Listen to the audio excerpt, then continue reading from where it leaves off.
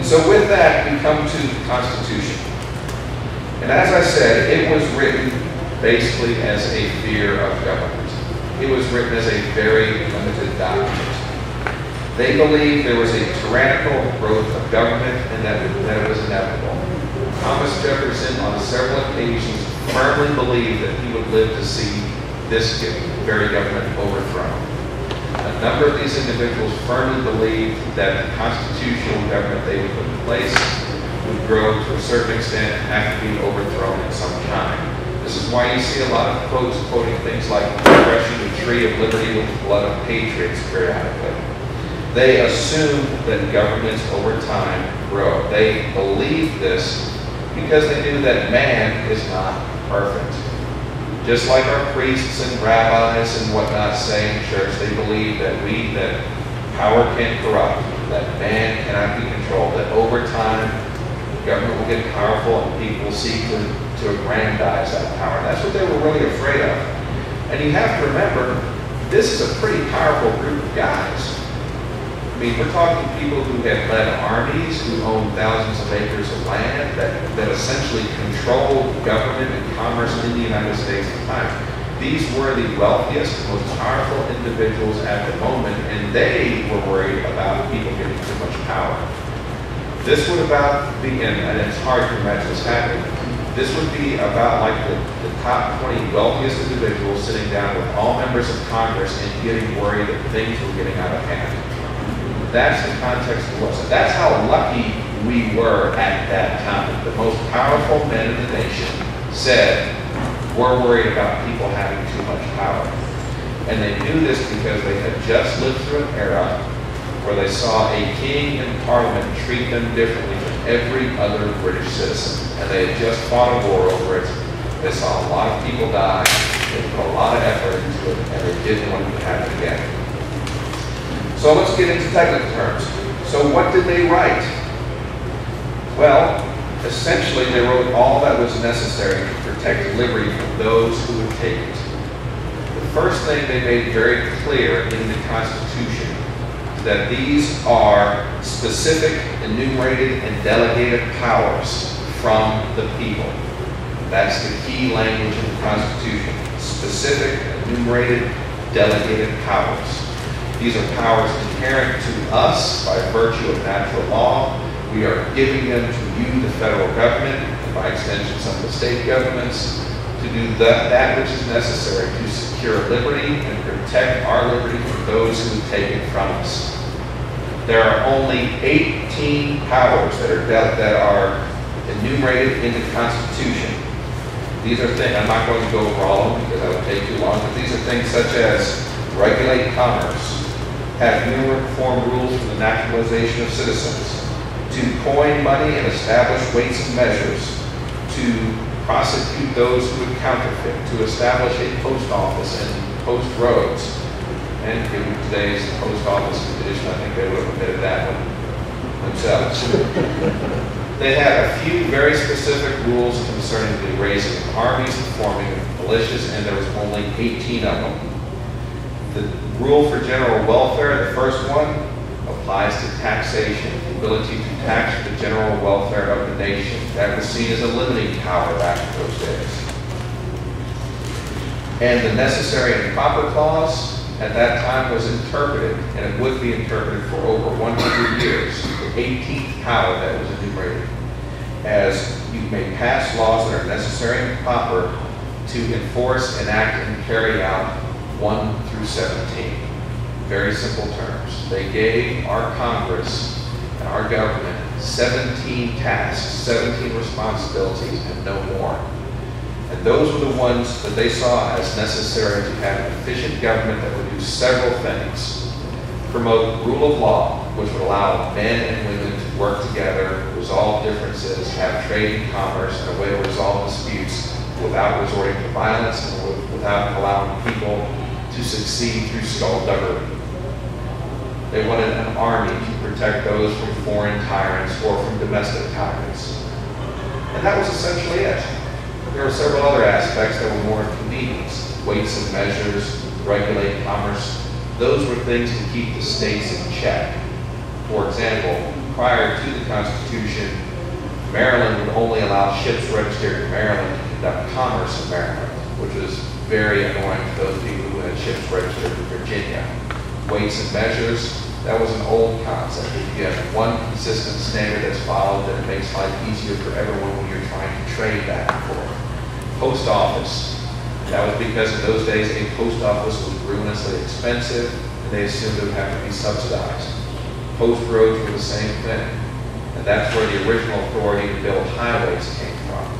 But those were just a few limited things, 2 or 3 items to protect rule of law, to protect us, to protect our security, and a few things to facilitate commerce and liberty and trade that would make life better for everything else. Everything else goes to the states. To keep this going, they had the checks and balances, and we've all heard this in high school. We have the executive who runs the government.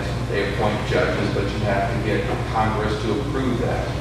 Congress has the power of the checkbook. It has to pass budgets. The president can't spend any money, so the president's actions are checked by that. Judges have the power to overturn law through judicial review, although judicial review actually came into play about 15, 20 years later in the Marbury versus Madison case. That you've all heard, but the one I would like to mention is that the states were originally a check that most people forgot. Originally, the Senate appointed 2 senators each. Senators were the state's representative to the federal government. That changed in 1917 with the 17th Amendment when they said senators are popularly elected. That is the one change that probably has done more damage to this Constitution and this nation than any other amendment or any other law that's been passed in the entire history of this nation. With that, you effectively nullified the 10th Amendment. Because when states were beholden, when the Senate was beholden to the individual states, you didn't have the ability to pass things such as Medicaid, Medicare, Social Security. You didn't have the ability of the federal government to threaten states, much in the same way that Arizona is being threatened today. Senators answered to the Congress, to the legislatures that appointed them. That was by design. This was how the states would have a check on the federal government. That was eliminated. That was one of the biggest disasters. And it was done with probably the best of intentions. Back in the day, there was a number of scandals, much similar to the Rod Blagojevich nonsense that's going on in Chicago. They were basically selling Senate seats. So they decided to change the amendment. And as a result, the Senate became no better than the House of Representatives. And once that happened, they became subject to the same pressures of special interest and cronyism that the House of Representatives are. The Bill of Rights, however, is the most important aspect of the Constitution and the one that you should remember. There are a few that I'm going to go over so I can sort of put in context what the founders meant at that time. The Bill of Rights, there was a big debate. There was originally 20 proposed bills of rights, and they included things to protect life, liberty, the pursuit of happiness, ownership of property. Those were dropped for a variety of reasons. Northerners did not want the right of property included because that would have given an advantage to slaveholding states.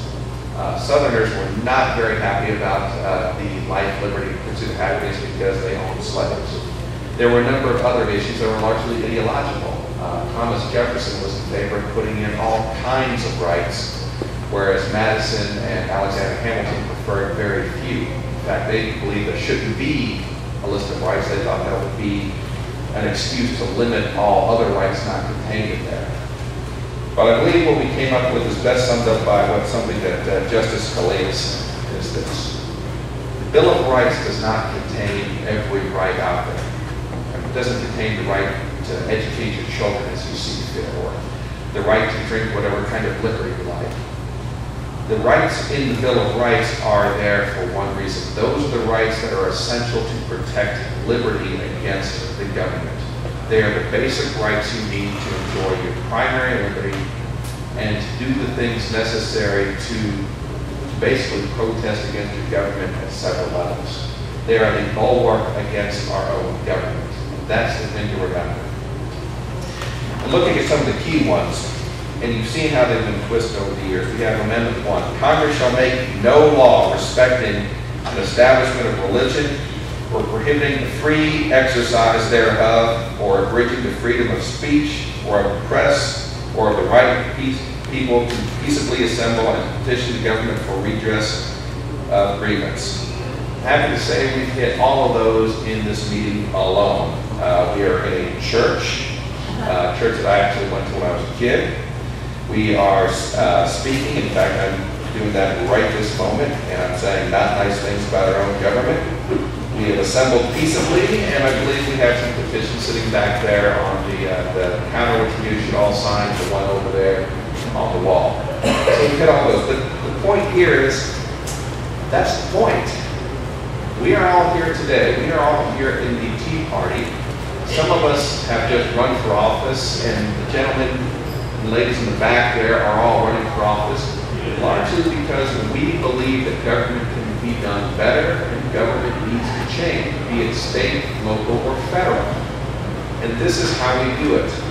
Because when you look at tyrannies, and I highly recommend reading Hannah Arendt's book on tyranny, the key here is all those things about freedom to assemble and speech are the things that are essential. We can get together, we can talk, we can compare notes, we can find out that we all think the same way, that we're not alone. We can plan, we can coordinate, we can organize, we can protest. We can go stand in front of Jeff Miller's office if we don't like what he does and protest for any reason whatsoever. And that's essential because if you are all isolated, then you're all just a bunch of isolated folks who have discontent over government. But together there is power, whether through the power of protest, the power of running for office, the power of the ballot box, or if need be, the power of the gun. That is what the founders intended.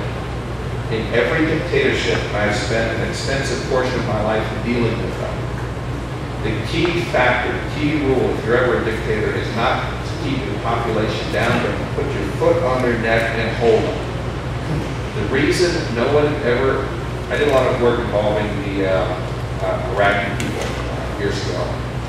The reason they never revolted is because virtually everyone I spoke to of Iraqi origin hated the regime, had horrible stories. The reason they never were able to overthrow Saddam Hussein until we showed up was because you never, ever talked with him outside of anyone in your own home. So the folks, all of you sitting here today, wouldn't be sitting here griping about the Hussein regime. You wouldn't even know it. You wouldn't suspect it. You couldn't organize. You couldn't get together. And when you were in public, you darn well said nice things about Saddam Hussein because you didn't know who was going to turn you in. That's how dictatorships flourish. That's why the First Amendment is so important. The second aspect of this is the freedom of religion. And this is important because, and I always have to laugh whenever I hear this. Whenever you talk to some atheists, they always talk about the nasty things that churches have done.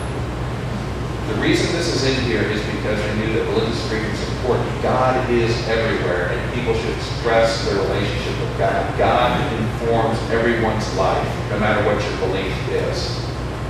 It informs mine. I grew up here, I'm Catholic, it's informed everything I've done. They believe that God told you how to be a good person, natural law. You went to church, you learned your 10 Commandments, and that's how you lived your life. Whether you were a governor, a legislator, a blacksmith. But the key thing here is they also knew that religion combined with secular power was a bad thing.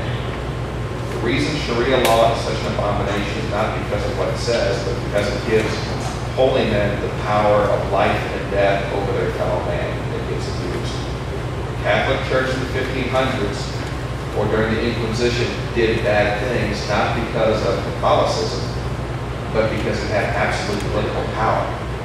That is true of every religion, of every time throughout history, whether it is in China, Japan, Europe, Africa, Islam. Every religion that has been around for any length of time, that has held political power for any length of time, has ultimately abused that power. That's why they have, Congress shall make no law respecting an establishment of religion. They don't want a church in America. They want lots of religion.